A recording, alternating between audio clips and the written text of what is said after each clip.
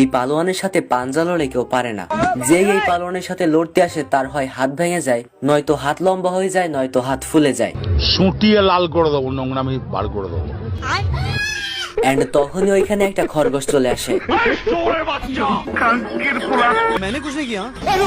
এবং লোকটা খরগোশকে পাঞ্জা লড়ার প্রস্তাব দেয়। এন্ড খরগোশ এতে রাজিও হয়ে যায়। শুরু হয়ে যায় খরগোশ এবং লোকটার পাঞ্জা লড়াই। খরগোশটা লোকটিকে বলে যে আমার সঙ্গে পাঞ্জা লড়বে ভালো কথা, তবে তার আগে ভালো করে হাত ধুয়ে নাও।